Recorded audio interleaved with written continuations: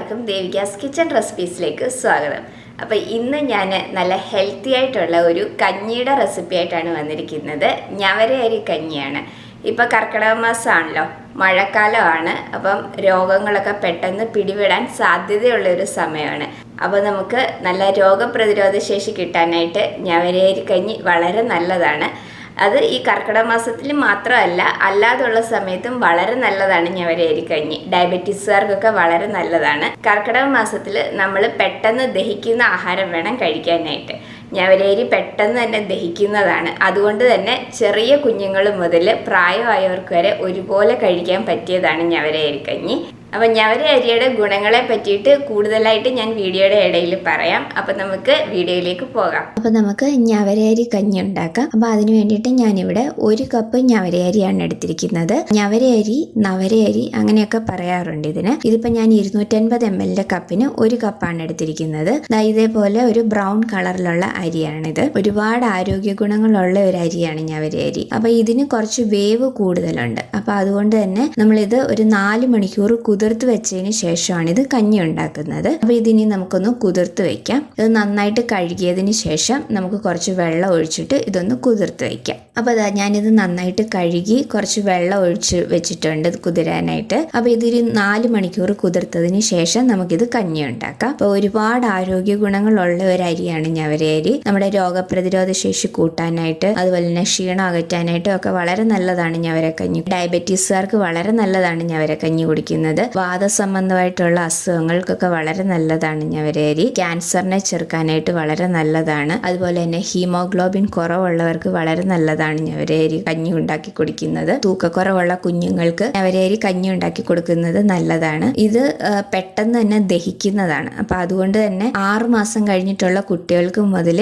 പ്രായമായവർക്ക് വരെ ഒരുപോലെ കഴിക്കാൻ പറ്റിയതാണ്. കോൺസ്റ്റിപ്പേഷൻ ഉള്ളവർക്ക് വളരെ നല്ലതാണ്. ബ്രസ്റ്റ് ഫീഡിങ് ചെയ്യുന്ന അമ്മമാർക്ക് പാലുണ്ടാവാൻ വളരെ നല്ലതാണിത്. അപ്പൊ അങ്ങനെ ഒരുപാട് ഗുണങ്ങളുണ്ട്. കർക്കിടക കഞ്ഞിയിലെ ഒരു മെയിൻ ഇൻഗ്രീഡിയന്റ് തന്നെയാണ് ഞവര അരി. അപ്പൊ തന്നെ അറിയാമല്ലോ അതിന് എത്രത്തോളം ആരോഗ്യ ഗുണങ്ങൾ ഉണ്ടെന്നുള്ളത്. അപ്പൊ ഇത് കുറച്ച് വേവ് കൂടുതലുണ്ടെന്നുള്ളതേ ഉള്ളൂ. അപ്പൊ അതുകൊണ്ട് നമ്മളിത് 4 മണിക്കൂർ കുതിർത്ത് വെച്ചതിന് ശേഷം നമുക്കിത് കഞ്ഞി ഉണ്ടാക്കാം. ഇപ്പൊ ഒരു 4 മണിക്കൂർ കഴിഞ്ഞിട്ടുണ്ട്. അപ്പൊ നമ്മുടെ അരിയൊക്കെ നന്നായിട്ട് കുതിർന്ന് വന്നിട്ടുണ്ട്. അപ്പൊ ഇനി നമുക്കിത് കഞ്ഞി ഉണ്ടാക്കാം. അപ്പൊ അതാ കണ്ടില്ലേ, ഇത് നന്നായിട്ട് കുതിർന്ന് വന്നിട്ടുണ്ട്. അപ്പൊ ഇതിനിപ്പം ഞാൻ കുക്കറിലാണ് ഇത് കഞ്ഞി ഉണ്ടാക്കുന്നത്. കുതിർന്ന് വന്നിട്ടുണ്ടെങ്കിലും നമുക്ക് നന്നായിട്ട് വെന്ത് കിട്ടണമെങ്കിൽ കുക്കറിൽ വേവിച്ചെങ്കിൽ മാത്രമേ പറ്റത്തുള്ളൂ, അല്ലെങ്കിൽ കൂടുതൽ സമയം എടുക്കും. അപ്പൊ ഇനി ഞാൻ ഇവിടെ എടുത്തിരിക്കുന്നത് ചെറുപയറാണ്. ഇത് 1/4 കപ്പ് ചെറുപയറാണ് ഞാൻ എടുത്തിരിക്കുന്നത്. അപ്പൊ നിങ്ങൾക്ക് അരി കുതിരാൻ വെക്കുന്നതിന്റെ കൂട്ടത്തിൽ തന്നെ വേണമെങ്കിൽ ചെറുപയറും കുതിർത്തിട്ട് എടുക്കാം. പക്ഷെ ചെറുപയർ പെട്ടെന്ന് തന്നെ വെന്ത് കിട്ടും. അപ്പൊ അതുകൊണ്ട് ഞാനിപ്പം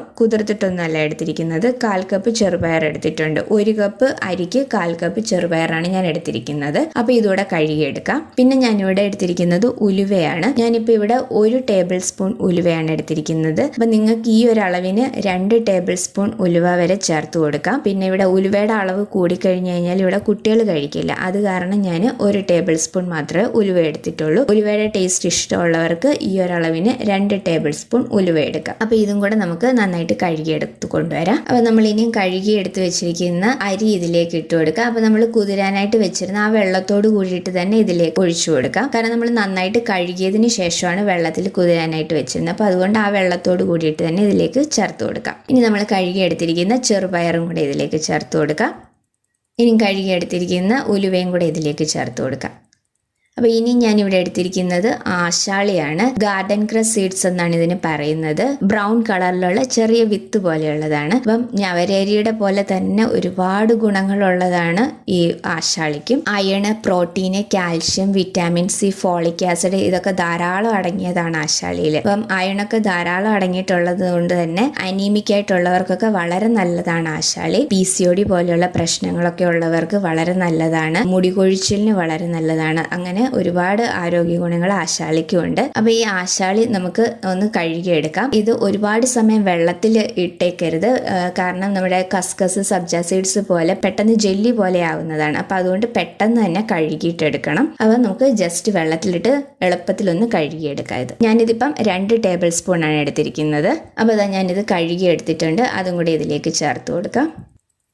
അപ്പോൾ ഇതെല്ലാം ഞാൻ കുക്കറിലേക്ക് ചേർത്ത് കൊടുത്തിട്ടുണ്ട്. അപ്പോൾ ഇനി നിങ്ങൾക്ക് ഇതിലേക്ക് നുറുക്ക് ഗോതമ്പ് വേണമെങ്കിൽ ചേർത്ത് കൊടുക്കാം. ഈ ഒരളവിന് 2 ടേബിൾ സ്പൂൺ നുറുക്ക് ഗോതമ്പും കൂടെ വേണമെങ്കിൽ ചേർത്ത് കൊടുക്കാം. ഞാനിപ്പം നുറുക്ക് ഗോതമ്പ് എടുക്കുന്നില്ല. അപ്പോൾ ഇത് ഇത്രയും കൂടെ നമുക്ക് കുക്കറിൽ നന്നായിട്ടൊന്ന് വേവിച്ചെടുക്കാം. അപ്പോൾ ഇത് നന്നായിട്ട് മുങ്ങിക്കിടക്കുന്ന രീതിയിലുള്ള വെള്ളം ഒഴിച്ചു കൊടുക്കാം. പിന്നെ നമുക്ക് വെള്ളം ഇത് വെന്തതിന് ശേഷം ഇതിലേക്ക് ചേർത്ത് കൊടുക്കാം. അല്ലെന്നുണ്ടെങ്കിൽ കുക്കറിന്റെ വിസിൽ വരുമ്പോഴത്തേക്ക് വെള്ളമൊക്കെ ചീറ്റി പുറത്തു പോകും. അപ്പോൾ അതുകൊണ്ട് ഇപ്പം ഇത് മുങ്ങിക്കിടക്കുന്ന പരുവത്തിനുള്ള വെള്ളം മാത്രം ഒഴിച്ചു കൊടുത്താൽ മതി. അപ്പൊ ഇതിന്റെ അരിക്ക് കുറച്ച് വേവ് കൂടുതലുള്ളത് കൊണ്ട് തന്നെ നമ്മൾ ഇതൊരു 5 വിസിൽ വെച്ചിട്ടാണ് വേവിച്ചെടുക്കുന്നത്.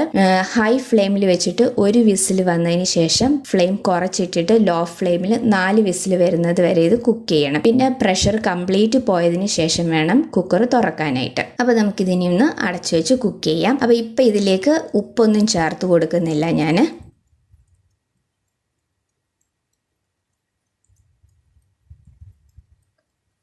അപ്പോൾ ഇനി ഞാനിവിടെ തേങ്ങ എടുത്തിട്ടുണ്ട്. 1/2 കപ്പ് തേങ്ങയാണ് ഞാനിവിടെ എടുത്തിരിക്കുന്നത്. ഇതിപ്പം ഞാൻ അരച്ചിട്ടാണ് ചേർത്ത് കൊടുക്കുന്നത് ഇതിലേക്ക്. നിങ്ങൾക്ക് വേണമെങ്കിൽ തേങ്ങാപ്പാലായിട്ടും ചേർത്ത് കൊടുക്കാം. എൻ്റെ അമ്മയൊക്കെ ചെയ്യുന്നത് തേങ്ങ ഞെരടി പിഴിഞ്ഞ് തേങ്ങാപ്പാലായിട്ടാണ് ചേർത്ത് കൊടുക്കുന്നത്. പിന്നെ ജീരകവും ചെറിയുള്ളിയും അമ്മ ലാസ്റ്റ് നെയ്ക്കകത്തിൽ താളിച്ച് ചേർക്കുകയാണ് ചെയ്യുന്നത്. ഇവിടെ ഇപ്പം താളിച്ച് ചേർക്കുകയാണെങ്കിൽ കുട്ടികൾ കഴിക്കാത്തത് കാരണം ഞാൻ തേങ്ങയുടെ കൂടെ അരച്ചിട്ട് ചേർക്കുകയാണ് ചെയ്യുന്നത്. അപ്പോൾ 1/2 കപ്പ് തേങ്ങ ഞാൻ എടുത്തിട്ടുണ്ട്. പിന്നെ 3 ചെറിയുള്ളി എടുത്തിട്ടുണ്ട്. 1/4 ടീസ്പൂൺ ജീരകവും എടുത്തിട്ടുണ്ട്. നിങ്ങൾക്ക് വെളുത്തുള്ളിയുടെ ടേസ്റ്റ് ഇഷ്ടമാണെന്നുണ്ടെങ്കിൽ ചെറിയ ഒരു കഷ്ണം വെളുത്തുള്ളിയും കൂടെ ഇതിന്റെ കൂട്ടത്തിൽ ചേർക്കാം. ഇവിടെ ഇപ്പൊ വെളുത്തുള്ളിയുടെ ടേസ്റ്റ് ഇഷ്ടമല്ലാത്തത് കൊണ്ട് ഞാനിപ്പോൾ ഇതിലേക്ക് വെളുത്തുള്ളി ചേർക്കുന്നില്ല. അപ്പൊ ഇത് ഇത്രയും നന്നായിട്ട് ഞാൻ അരച്ചിട്ടാണ് ഇതിലേക്ക് ചേർക്കുന്നത്. നിങ്ങൾക്ക് തേങ്ങാപ്പാലായിട്ടും ചേർത്ത് കൊടുക്കാം. ഇപ്പൊ കുക്കറിന്റെ വിസിലൊക്കെ നന്നായിട്ട് പോയിട്ടുണ്ട്. അപ്പൊ നമുക്കിനി ഇത് തുറക്കാം. ഇപ്പം നമ്മളുടെ അരിയും ചെറുപയറും ഉലുവയും ആശാളിയൊക്കെ നന്നായിട്ട് വെന്ത് വന്നിട്ടുണ്ട്.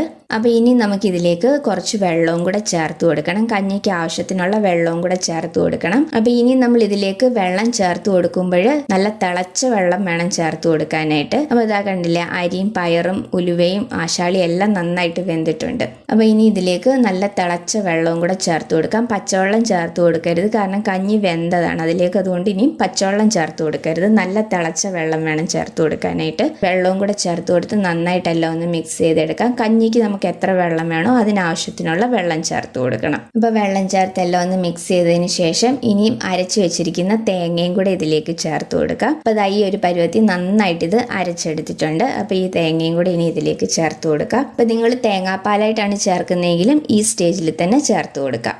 അപ്പോൾ തേങ്ങയും കൂടെ ചേർത്ത് കൊടുത്തിട്ട് നന്നായിട്ട് എല്ലാം ഒന്ന് മിക്സ് ചെയ്തെടുക്കാം. അപ്പോൾ നിങ്ങൾക്ക് മധുരം ഇഷ്ടമാണെന്നുണ്ടെങ്കിൽ ഈ സ്റ്റേജിൽ ശർക്കര ചേർത്ത് കൊടുക്കാം. ഞാനിപ്പോൾ ഇവിടെ മധുരം ചേർക്കുന്നില്ല, ഞാനിപ്പം ഉപ്പിട്ടിട്ടാണ് ഇത് ഉണ്ടാക്കിയെടുക്കുന്നത്. അപ്പോൾ നന്നായിട്ട് എല്ലാം ഒന്ന് മിക്സ് ചെയ്തെടുത്തിട്ടുണ്ട്. ഇനി ഞാനിവിടെ ഒരു നുള്ളു ചുക്കുപൊടിയും കൂടെ ഇതിലേക്ക് ചേർത്ത് കൊടുക്കുകയാണ്. 1/4 ടീസ്പൂൺ ഫുള്ളായിട്ട് എടുത്തിട്ടില്ല, ഒരു നുള്ളു മാത്രമേ എടുത്തിട്ടുള്ളൂ. അപ്പോൾ നിങ്ങൾ ശർക്കര ചേർക്കുകയാണെങ്കിൽ കുറച്ചും കൂടെ ചുക്കുപൊടി ചേർത്ത് കൊടുക്കാം. അപ്പോൾ ഇനി ഞാൻ ഇതിലേക്ക് ഇന്ദുപ്പ് ചേർത്ത് കൊടുക്കുകയാണ്. 1 ടീസ്പൂൺ ഇന്ദുപ്പാണ് ഞാനിപ്പോൾ ചേർത്ത് കൊടുക്കുന്നത്. പിന്നെ ഉപ്പ് വേണമെങ്കിൽ അതിനനുസരിച്ച് പിന്നെ നമുക്ക് ചേർത്ത് കൊടുക്കാവുന്നതേ ഉള്ളൂ. അപ്പോൾ ഇനി നിങ്ങൾക്ക് ഇതിലേക്ക് അയമോദകം ചേർത്ത് കൊടുക്കാം, അതുപോലെ തന്നെ ഏലക്കാപ്പൊടി ചേർത്ത് കൊടുക്കാം. ഞാനിപ്പോൾ അത് രണ്ടും ചേർക്കുന്നില്ല. ശർക്കര ചേർത്തിട്ടാണ് എടുക്കുന്നതെന്നുണ്ടെങ്കിലും ഒരു നുള്ള് ഇന്ദുപ്പും കൂടെ അതിലേക്ക് ചേർത്ത് കൊടുക്കണം. പിന്നെ ചുക്കുപൊടി ശർക്കര ചേർക്കുകയാണെങ്കിൽ കുറച്ചും കൂടെ കൂടുതൽ ചേർക്കാം. അപ്പോൾ ഇത് ഇത്രയും കൂടെ ചേർത്ത് നന്നായിട്ടെല്ലാം ഒന്ന് മിക്സ് ചെയ്തെടുക്കാം. ഇതിനി ഒരു 2-3 മിനിറ്റ് നന്നായിട്ടൊന്ന് തിളച്ച് വരണം. ഇതിനിപ്പോൾ ഒരുപാട് സമയത്ത് തിളപ്പിക്കേണ്ട, ഒരു 2-3 മിനിറ്റ് നന്നായിട്ടൊന്ന് തിളച്ച് വന്നാൽ മതി. ഒരുപാട് ആരോഗ്യ ഗുണങ്ങളുള്ള ഒരു കഞ്ഞിയാണിത്.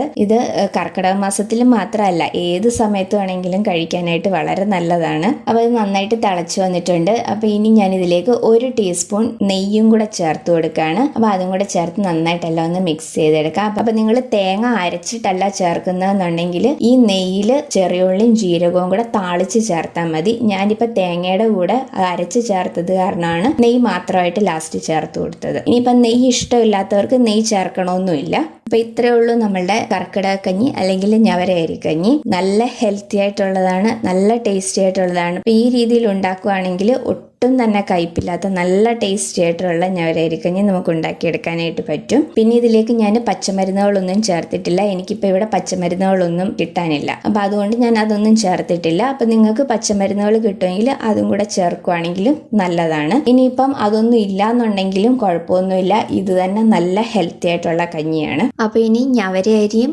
ആശാളിയും ഒന്നും കിട്ടാത്തവർക്ക് ഞാൻ ഇതിന് മുന്നേ വേറൊരു കർക്കിടകക്കഞ്ഞിയുടെ വീഡിയോ ഇട്ടിട്ടുണ്ട്. വീട്ടിലുള്ള സാധനങ്ങൾ വെച്ചിട്ട് എളുപ്പത്തിൽ ഉണ്ടാക്കാൻ പറ്റുന്ന കർക്കിടകക്കഞ്ഞിയുടെ വീഡിയോ. അപ്പോൾ അതിൻ്റെ ലിങ്ക് ഡിസ്ക്രിപ്ഷൻ ബോക്സിൽ കൊടുത്തേക്കാം. അപ്പോൾ ഞവര അരിയും ആശാളിയും കിട്ടാത്തവർ ആ രീതിയിൽ ഒന്ന് ട്രൈ ചെയ്ത് നോക്കുക. അപ്പം ഞവര അരി കിട്ടുന്നവർ ഉറപ്പായിട്ടും അത് വെച്ചിട്ട് തന്നെ ഉണ്ടാക്കി നോക്കണം. കാരണം അത്രയും ഗുണങ്ങളുള്ളതാണ് ഞവര അരിക്ക്. ഈ കർക്കിടക മാസത്തിൽ മാത്രമല്ല അല്ലാതെ ഉള്ളപ്പോഴും നമുക്ക് ഞവര അരി കഞ്ഞി കുടിക്കുന്നത് വളരെ നല്ലതാണ്. നല്ല ആരോഗ്യ ഗുണങ്ങളുള്ള എല്ലാവരും ഒന്ന് ഉണ്ടാക്കി നോക്കണം. ഉണ്ടാക്കി നോക്കിയിട്ട് നിങ്ങളുടെ അഭിപ്രായങ്ങൾ കമന്റ്സിലൂടെ അറിയിക്കണം. വീഡിയോ ഇഷ്ടമായിട്ടുണ്ടെങ്കിൽ ലൈക്ക് ചെയ്യാനും ഷെയർ ചെയ്യാനും സബ്സ്ക്രൈബ് ചെയ്യാനും മറക്കരുത്. അടുത്ത വീഡിയോയിൽ വേറൊരു നല്ല റെസിപ്പി ആയിട്ട് കാണാം. താങ്ക്